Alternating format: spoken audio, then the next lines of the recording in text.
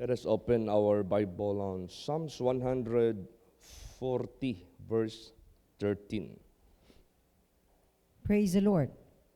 Surely the righteous shall give thanks unto thy name. The upright shall dwell in thy presence. Surely, without fail, surely, without stopping, surely the righteous shall give thanks unto thy name. Dahil napaka-faithful ng ating Panginoong Diyos sa kanyang mga pangako for the righteous. Kaya napaka-importante to maintain being righteous kasi you are bound to give thanks unto God. Why? Because you will not stop receiving favor from God. Tingnan mo ang nangyari sa nung unang panahon. Because of the faithfulness of Joseph, when he was in Egypt, God blessed Egypt. So, nagkaroon man ng famine outside of Egypt, but Egypt, there is abundance. Kung saan nakatuon yung Diyos na magbibigay ng provision, ng protection, mangyayari yan. Kaya anong nangyari at that time? Lahat ng nasa paligid ng Egypt, walang ibang pinuntahan, kundi doon sa Egypt because they heard there is abundant blessings. Available ang bigas, available ang pagkain. So, because God favored the faithful and the righteous person, Joseph. Kaya malaki ang magagawa ng righteous people of God. Kung saan man sila naroroon, napakalaking impact yan. Isang tao lang si Joseph na naging faithful sa kanya, na sinubukan ng husto. Subalit nakitaan siya ng Diyos, ng kanyang righteousness, ng kanyang faithfulness. So ano ang nangyari? Blessings. Kaya ang pagpasalamat nandyan sa mga righteous dahil nandyan makikita nila yung deliverance, provision, protection galing sa buhay na Diyos. The upright shall dwell in thy presence. Ang mga upright, hindi nila mawala sa presensya ng Diyos. Alam nila, if you will be out from the presence of God, you will be endangered. Yan ang pinakamahirap pag ang tao mawala sa presensya ng Diyos. Look at David. When David was judged by God na mamamatay siya. Kasi sa bibig niya lumabas ang judgment eh. Nung lumapit sa kanya si Prophet Nathan, nag-open sa kanya ng matter. Sir, meron akong sabihin sa iyo na malaking problema. May isang mayaman na tao, marami siyang tupa. Tapos, may bumisita sa kanya.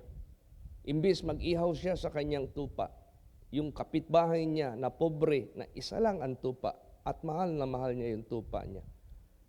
Ang kanyang kinatay, yung kapitbahay niya. Yung samantalang dami niyang tupa, hindi niya ginamit para katayin.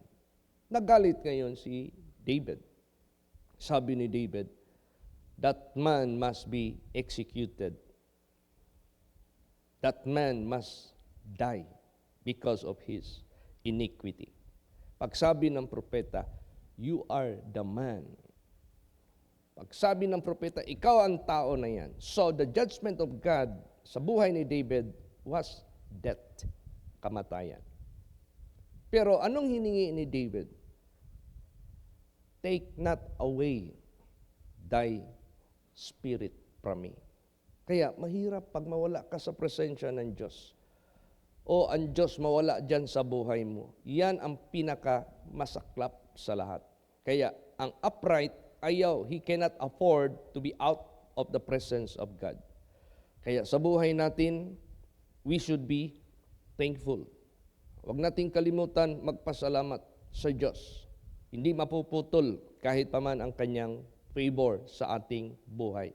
Come what may, anumang mangyari sa buong sanglibutang ito, God can still fulfill what He promised to the righteous. Praise the Lord. Kayang patunayan niya ng ating Panginoong Diyos. Kaya dapat puno tayo sa pagpapasalamat at pagpuri sa Diyos. Lalo't na pag nandito tayo sa sanctuary, panahon ng pagpapasalamat, you have to stand up, you have to give thanks unto God. You must be thankful. Bakit? Hindi parang wala lang, parang hindi natin pansin, hindi natin dama ang kanyang tulong, ang kanyang provision, ang lahat ng kanyang favor. Hindi po pwede. We must be thankful for all these things. Basahin natin Psalms 100 verse 4. Praise the Lord. Enter into his gates with thanksgiving and into his courts with praise. Be thankful unto him and bless his name. Yes. If you enter into his gates, what gates are these? This is the church. This is the temple. This is the public place for the people to enter into the church for worship, for praise, for giving thanks to God. So, the moment papasok ka sa gate na yan, it got to be with thanksgiving. You have to bring something to give thanks to God. Hindi kay pasok ka dito sa kanyang court o sa kanyang sanctuary having nothing to give thanks. Wala kang dala-dala na pasalamat. No. If you enter here, see to it, you have with you. Kasama mo, meron kang dala with thanksgiving. Praise the Lord. And into his courts with praise.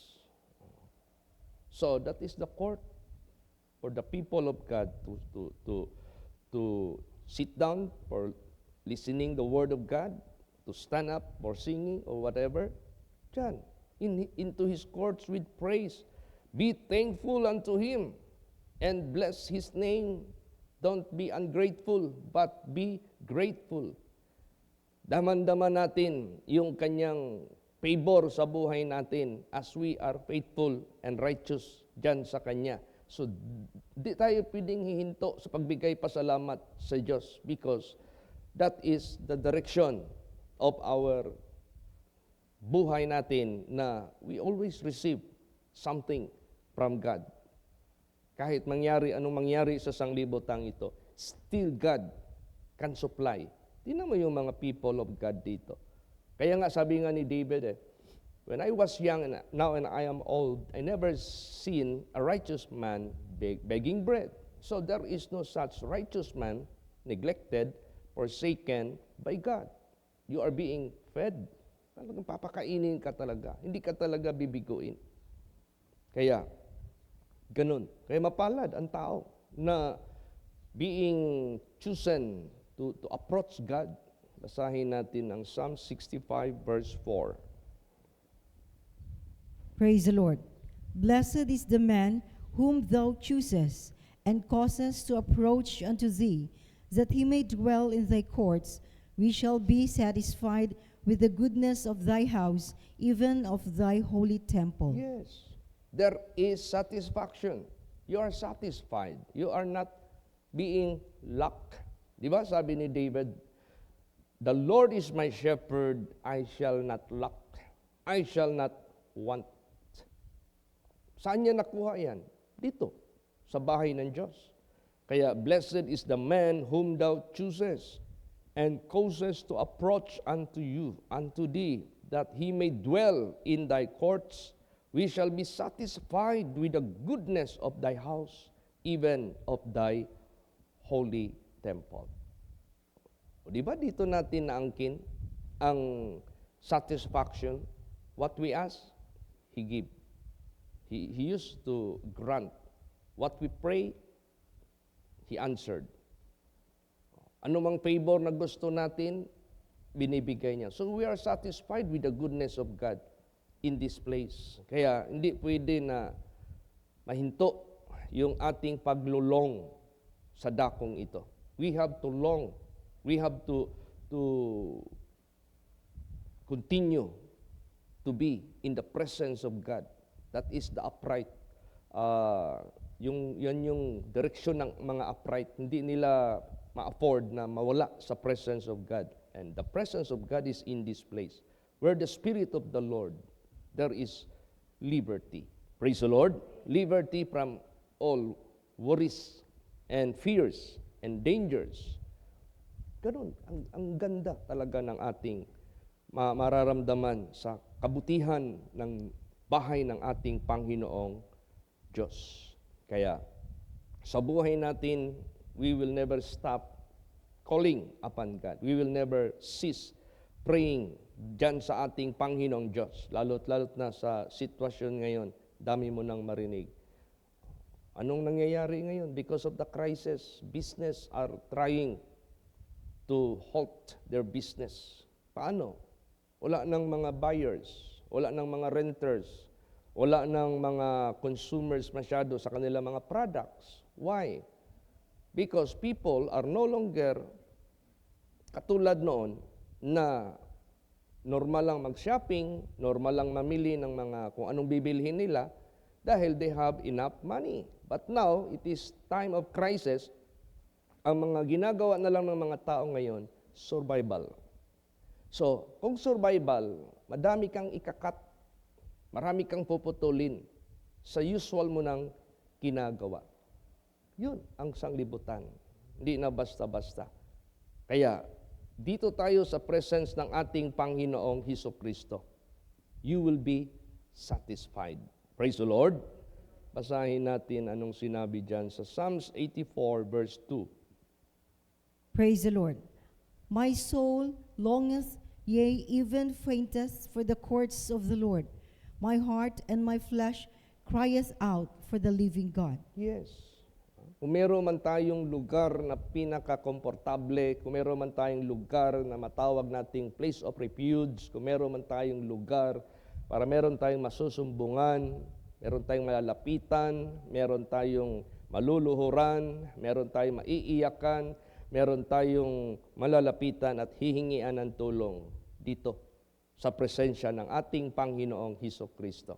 Tingnan mo, every king na faithful dito sa Old Testament, every time they are in trouble, they used to approach God in the altar and cry unto the Lord. And God delivered them of all their troubles. So ganun din sa buhay natin. This is the most safe place to go for a refuge, to cry for our necessities, to cry for all challenges sa buhay natin. Kaya hindi pa rin tayo matutuyuan, hindi pa rin tayo mawawalan, hindi pa rin tayo malalanta kung sa tanim pa. In this place, we are satisfied. In this place, we will still be flourishing. Maging mabunga pa rin tayo sa mabubuting gawa. Mabunga pa rin tayo sa mga kabutihan ng Diyos. Basahin natin. Psalms 92, verse 13. Praise the Lord. Those that be planted in the house of the Lord shall flourish in the courts of our God. Yan. Sila na natanim sa bahay ng Panginoon, sila'y lalabong in the courts of our God. So there is no such dryness, there is no such fading away, there is no such painting. Para kang nakaugkat ng husto at nagbubunga ka. Yung sinabi ni David,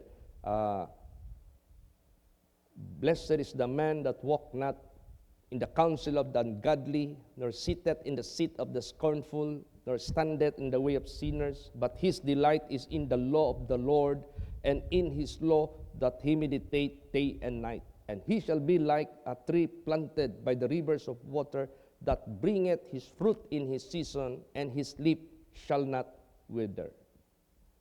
And whatsoever he doeth shall prosper. Praise the Lord.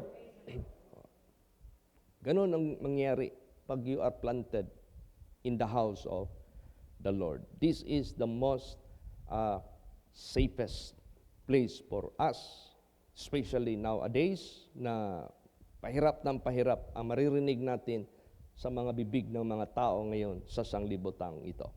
Kaya, salamat tayo. Dami kasing mga tao na binigyan ng Diyos ng kabutihan, binigyan ng Diyos ng favor, hindi marunong magpasalamat. Parang wala lang. Parang deadma lang. Parang hindi nila dama. Ngayon, anong mararamdaman ng Diyos if you are ungrateful? Siyempre, ang Diyos hindi na masiyahan na ikaw ay i-bless. So, sa buhay natin, the more maging thankful tayo sa Diyos, dahil we receive the fruit of our righteousness and being upright, tapos nagpapasalamat pa tayo, nagpupuri pa tayo sa Diyos lagi, at hindi pa tayo huminto kahit paman dito sa kanyang sanctuary to worship and to give glory and give thanks unto God, hindi na mapuputol yung favor ng ating Panginoong Diyos, lalo't na yung kaligtasan. Pero sa mga wicked, sinubukan silang pinakitaan ng Diyos ng grasya, mercy, pag-ibig. They are not thankful.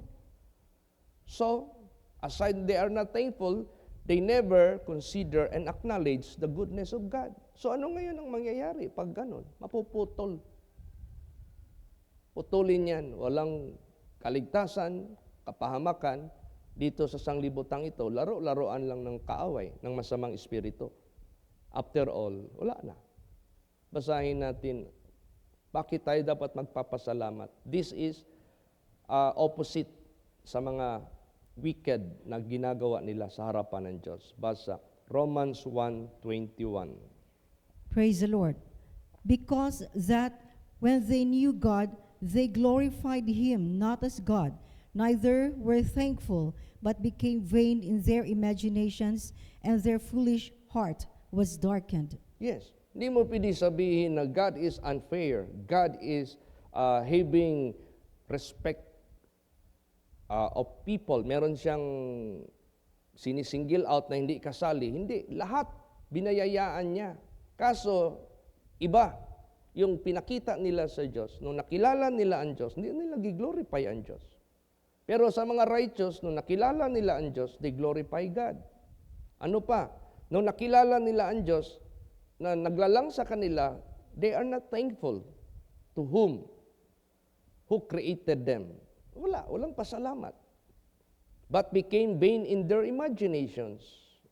Yung kanilang imagination sa kanilang narinig na gospel of the living God na nagpapakilala sa kanila as their creator.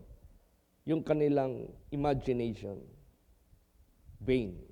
Hindi tumutugon, hindi naniniwala, hindi nag-a-appreciate. And their foolish heart was darkened. Now, there is someone who did it. Merong gumawa niyan. Because of the unbelief, na hindi naniniwala yung mga tao sa gospel of the Word of God, of the living God, bubulagin sila ng masamang espiritu. So what is the disadvantage of that? If there is no light in you, you are walking in uncertainty. But kung naniwala ka sa salita ng Diyos, tumalikod ka sa kasalanan mo because that is what the gospel of God is all about. Repent and turn away from your wicked ways. Liliwanag yung iyong landas sa buhay sa sanglibutang ito. And God will be your protector, will be your provider, will be everything sa buhay mo. And you will never stop coming in this place because in this place you experience the satisfaction of your life. Praise the Lord. This is the place that you are longing for. Dito mo gagawin yung pagpasalamat sa Kanya, pagpuri sa Kanya, pagluwalhati sa Kanya. Kaya, iba na ang panahon ngayon. Kaya, let us not stop to be thankful to God and to remain in His presence, na huwag tayong mawala sa Kanyang presensya. Another, ano ang characteristic ng mga tao in the last days na pasama ng pasama na? Isa dyan, unthankful. Hindi marunong pasalamat sa Diyos. Basahin natin yan. 2 Timothy 3:1 and 2. Praise the Lord. This know also that in the last days perilous times shall come. For men shall be lovers of their own selves, covetous, boasters, proud, blasphemers, disobedient to parents, unthankful, unholy. Yes. Isa dyan, unthankful. Unthankful to God and unthankful to their parents and unthankful to anyone. Hindi marunong magpapasalamat. Now, hindi ka marunong magpapasalamat sa nakikita mo, ano pa kaya sa hindi mo nakikita? Kaya, ang mga righteous, bakit hindi na sila mahinto sa presence ng ating Panginoong Diyos? You are satisfied. You are filled with the goodness of God. What are those goodness of God? Example, basahin natin. Psalm 16 verse 11. Praise the Lord. Thou wilt show me the paths of life. In thy presence is fullness of joy. At thy right hand there are pleasures forevermore. Yan. This is the true, genuine pleasures. This is pleasures forevermore. Una, there is no more death, no more sickness, no more poverty. Ito ang totoo. To be in the presence of God. Thou wilt show me the path of life, not death. In thy presence, fullness of joy, not insufficient joy. At thy right hand, there are pleasures forevermore.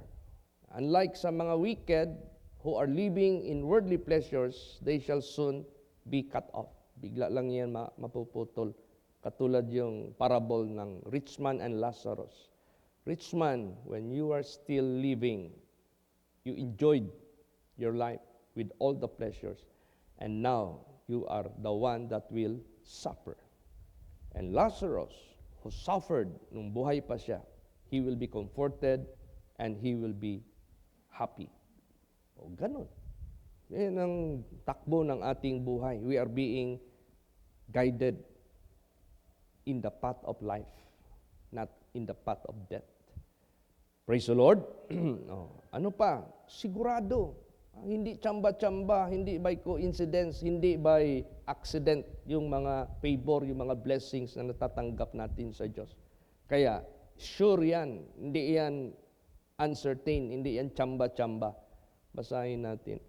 Psalms 23 verse 6. Praise the Lord. Surely goodness and mercy shall follow me all the days of my life, and I will dwell in the house of the Lord forever. Yes. Nakakonect sa buhay na natin yung house of the Lord. Hindi na tayo maalis sa presence of God. So, habang nandito tayo sa presence of God, continuous yung goodness and mercy will never depart from us. Even all the days of our life, goodness and mercy will follow us. Will go with us. Hindi sila mag-iwan sa atin. Goodness and mercy. Saan ka makakita ng goodness? Saan ka makakita ng mercy? Alam mo, ibang mercy ng Diyos. Kaya nga sabi niya, I will have mercy on whom I will have mercy.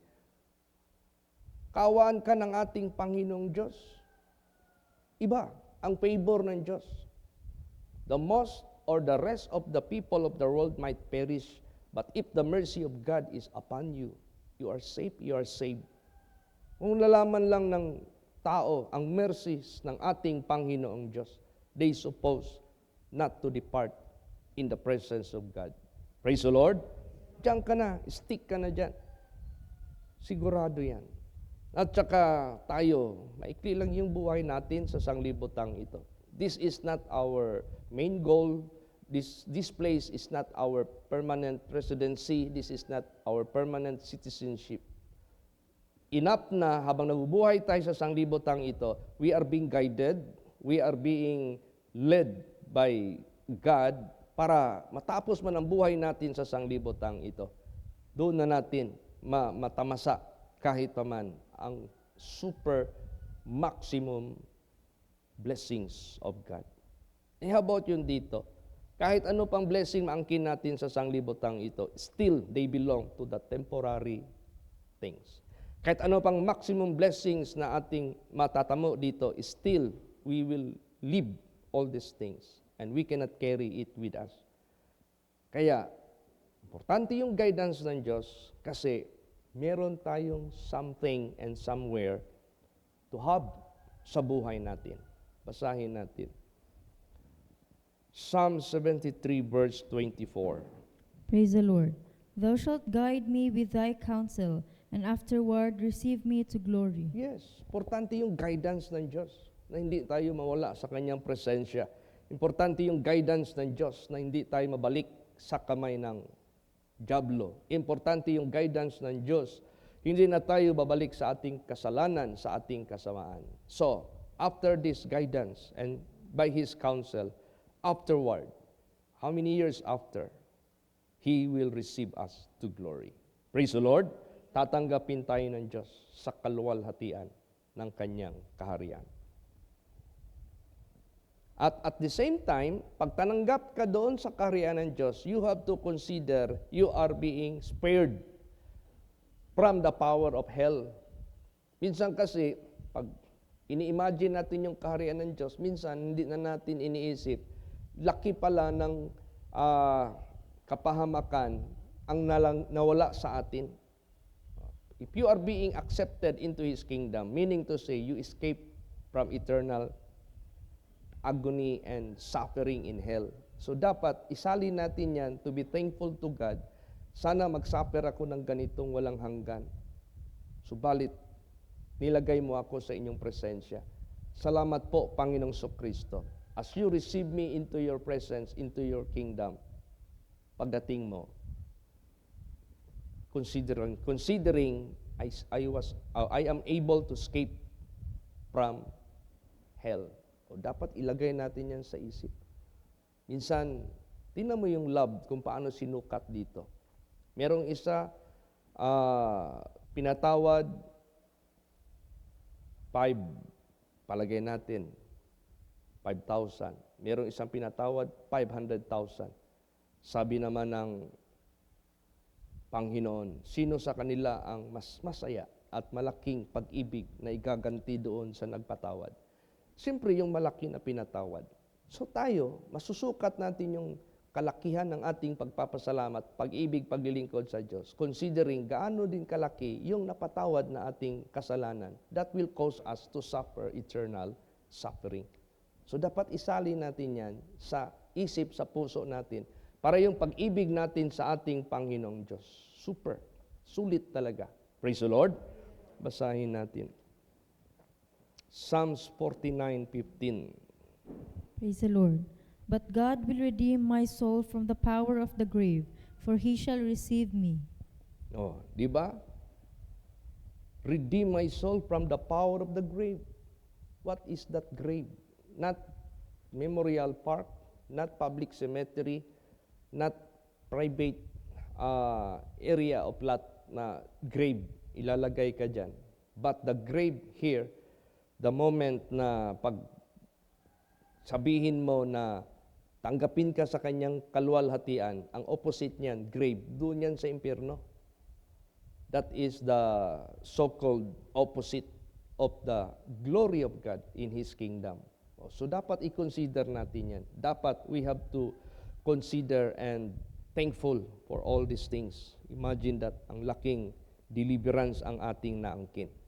So, the righteous will be thankful and they will remain in the presence of God. Bakit? Meron tayong parating na tulong habang nabubuhay tayo at meron pa tayong parating na super blessings. Last verses, pakibasa. 1 Peter 1:4 and 5. Praise the Lord. To an inheritance incorruptible and undefiled, and that fadeth not away, reserved in heaven for you, who are kept by the power of God through faith unto salvation, ready to be revealed in the last time. Yes, imagine that. There is reserved something for you, and that is not in the earth, but this is up there in heaven. To an inheritance incorruptible, undefiled, and that fadeth not away, reserved in heaven for you, who are kept by the power of God through faith unto salvation, ready to be revealed in the last time. So hindi mo pwedeng sabihin, what if hindi yan totoo? What if hindi yan real? What if wala yan? Wala ka ng faith. You must believe without doubt. You must believe. Dahil this only will be awarded to those who have the faith to believe. Praise the Lord. Pag nag-alinlangan ka, walang effect yan. Kasi automatically, ambakan din ka ni taning. Warning yan. Pag nag-alinlangan ka, anong sinabi dyan? The God of this world, which is Satan, will make you blind. The God of this world will make you blind to them who believe not. Kaya, sa buhay natin, kaya nga nakakonect dito yung salvation through faith. Praise the Lord. Hindi mo pwedeng kulangan yung faith na yan para makarating ka sa salvation. Kailangan yung faith mo. Kailangan talaga walang doubt. Who are kept by the power of God through faith unto salvation. Bakit? Kung mag-alinlangan ka pala, that will disappear. That will be melted. That will, mawala lang yan. Pero kung by faith, that is being kept. By faith, that is being reserved for you. By faith, that will be awarded for you in the last moment na darating na siya. Who are kept by the power of God through faith unto salvation, ready to be revealed in the last time. O yan. Kaya, merong pakinabang ang ating pananampalataya sa Diyos. Kaya itong righteousness, by faith ito. Itong pagpanatili sa presence ng Diyos, by faith ito lahat. Magagawa mo lang yan if you have the faith. Pag wala kang faith, it's nonsense for you to be righteous. It's nonsense for you to stay in this place. Kasi wala kang faith eh. Pero kung meron kang faith, that is very precious. Kasi alam mo, there is being kept na ihatid ng Diyos sa iyo through faith unto salvation. Amen? Praise the Lord. Magsitayo po ang lahat.